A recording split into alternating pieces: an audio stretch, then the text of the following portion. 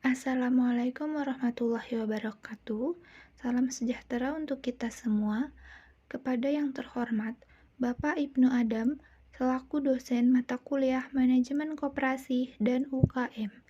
Izinkan dan perkenalkan, saya Puju Lansari, kelas 19B, ingin menyampaikan atau ingin menerangkan tentang sebuah permodalan yang terdapat di dalam koperasi dan UKM. Mari langsung saja kita bahas satu persatu apa itu permodalan. Kita bahas sedikit yuk, apa itu permodalan? Permodalan atau modal adalah suatu aset utama perusahaan dalam menjalankan bisnis yang umumnya berbentuk dana, aset, atau utang. Dapat disimpulkan bahwa modal merupakan bagian penting dalam perusahaan yang biasanya sejumlah uang atau barang yang digunakan untuk menjalankan usaha. Besarnya suatu modal tergantung pada jenis usaha yang dijalankan. Pada umumnya, masyarakat mengenal jenis usaha mikro, kecil, menengah, dan usaha besar. Dan di masing-masing jenis usaha ini memerlukan modal dalam batas tertentu. Jadi, jenis usaha menentukan besarnya modal yang diperlukan. Selain jenis usahanya, besarnya jumlah modal dipengaruhi oleh jangka waktu usaha perusahaan, menghasilkan produk yang diinginkan. Usaha yang memerlukan jangka waktu panjang relatif memerlukan modal yang cukup besar. Selanjutnya ada sumber permodalan koperasi simpan pinjam. Sumber permodalan ini dibagi menjadi dua. Yang pertama ada modal sendiri dan modal pinjaman. Modal sendiri ialah modal yang berasal dari para anggota koperasi, yaitu berupa simpanan wajib, simpanan pokok, simpanan sukarela, dan hibah. Lalu, modal pinjaman ialah modal yang dihimpun dari para anggota, koperasi lain, dan lembaga keuangan lain seperti bank. Lalu di sini modal sendiri dapat berasal dari, seperti yang sudah disebutkan tadi, modal sendiri itu berupa simpanan pokok, simpanan wajib, dana cadang, serta hibah. Kita bahas yuk satu persatu apa penjelasannya. Yang pertama ada simpanan pokok, yaitu simpanan wajib sejumlah uang yang harus dibayar oleh para anggota saat pertama kali bergabung menjadi anggota koperasi dan tidak dapat diambil kembali selama menjadi anggota. Besar simpanan pokok masing-masing, anggota nilainya sama. Lalu yang kedua ada simpanan wajib. Simpanan wajib yaitu simpanan wajib sejumlah uang yang harus diserahkan para anggota koperasi setiap periode waktu tertentu dan dengan nominal tertentu juga. Yang ketiga ada dana cadangan, yaitu sejumlah uang diperoleh dari penyisihan sisa hasil usaha yang dimaksud untuk memupuk modal sendiri dan untuk menutup kerugian koperasi bila itu diperlukan. Lalu, yang terakhir adalah hibah atau donasi, yaitu uang atau barang modal yang memiliki nilai yang diterima dari pihak pemberi dan sifatnya tidak mengikat. Lalu selanjutnya kita bahas tentang modal pinjaman. Modal pinjaman dapat berasal dari mana saja sih? Yang pertama ada anggota, yang kedua ada koperasi lainnya atau anggotanya, yang ketiga ada bank dan lembaga keuangan lainnya, serta yang keempat ada sumber lain yang sah. Yang pertama anggota pinjaman yang diperlukan bisa dari anggota termasuk calon anggota yang memenuhi syarat. Yang kedua koperasi lainnya atau anggotanya. Pinjaman dari koperasi lainnya yang didasari dengan perjanjian kerjasama antar koperasi. Yang ketiga ada bank dan lembaga keuangan. Pinjaman dari bank dan lembaga keuangan lainnya dilakukan berdasarkan ketentuan peraturan perundang-undangan yang berlaku. Yang terakhir ada sumber lain yang sah. Pinjaman dari bukan anggota yang dilakukan tidak melalui penawaran secara umum. Di sini ada jenis-jenis modal yang terbagi menjadi 4. Kita bahas yang pertama, satu modal berdasarkan sumber yang terbagi menjadi 2, yaitu modal internal serta eksternal. Modal berdasarkan sumbernya, yang pertama adalah modal internal. Jenis modal ini berasal dari aset si pemilik usaha modal dari para pemegang saham, atau modal yang didapatkan dari perusahaan lain.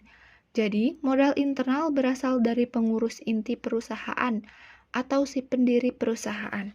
Beberapa modal internal diantaranya kendaraan, inventaris, alat produksi, tabungan pribadi, gedung, saham, tanah, keuntungan perusahaan, dan sebagainya yang tidak menggunakan kekayaan pihak luar. Sedangkan modal eksternal berasal dari pihak di luar perusahaan.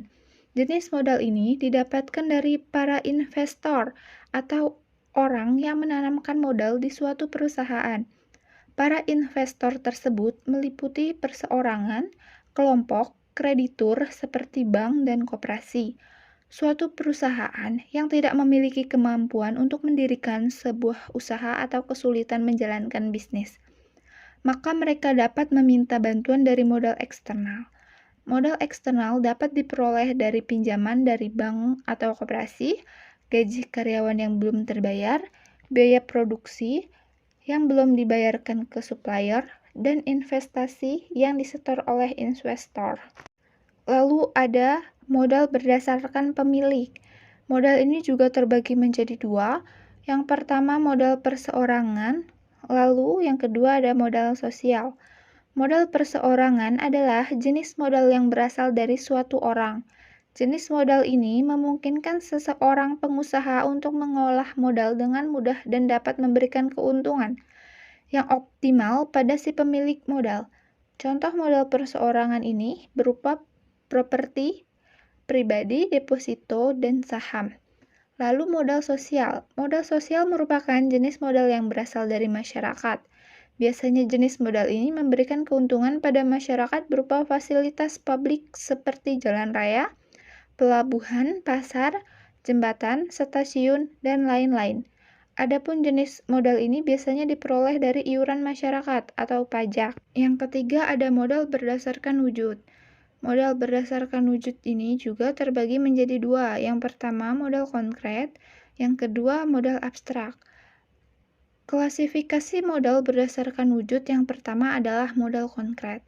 Modal ini merupakan modal yang dapat dilihat dengan mata atau memiliki wujud nyata, serta jenis modal ini dapat berupa uang, bahan baku, gedung atau tempat usaha, kendaraan, mesin, gudang, dan lain-lainnya. Lalu modal abstrak adalah kebalikan dari modal konkret. Jenis modal ini tidak memiliki wujud sehingga tidak memiliki nilai yang dapat diukur. Adanya modal abstrak juga menjadi bagian dari kelancaran suatu bisnis. Modal abstrak dapat berupa ilmu pengetahuan, skill, hak cipta, brand, media sosial, koneksi usaha, manajerial, dan sebagainya. Pada dasarnya, modal konkret dan modal abstrak merupakan kesatuan yang saling mempengaruhi jalannya suatu bisnis atau usaha. Yang keempat atau yang terakhir ada modal berdasarkan sifatnya. Yang pertama ada modal tetap serta modal lancar. Modal tetap disebut juga fixed capital. Jenis modal ini memiliki kegunaan jangka panjang atau berulang, sehingga suatu bisnis dapat berjalan secara terus-menerus. Modal tetap atau jangka panjang yang biasanya digunakan adalah gedung, mesin, tanah, komputer, kendaraan, alat tes, dan sebagainya. Modal lancar. Modal lancar adalah jenis yang menggunakannya hanya sekali untuk proses produksi. Jenis modal ini memiliki jangka waktu pendek dalam menjalankan suatu bisnis. Biasanya jenis modal lancar berupa bahan baku, bahan bakar, alat sekali pakai, dan sebagainya. Nah, selanjutnya ada sisa hasil usaha yang disingkat dengan SHU. Kita simak sedikit yuk, apa sih itu SHU? SHU koperasi adalah pendapatan koperasi yang diperoleh dalam 1 tahun buku dikurang dengan biaya, penyusutan, dan kewajiban lain, termaksud pajak dalam tahun buku yang bersangkutan. SHU setelah dikurangi dana cadangan, dibagikan kepada anggota sebanding jasa usaha yang dilakukan oleh masing-masing anggota dengan koperasinya, serta digunakan untuk keperluan pendidikan perkoperasian dan keperluan koperasi sesuai dengan keputusan rapat anggotanya. SHU setelah dikurangi dengan bagian yang dikembalikan dengan anggota dapat dibagi untuk 1.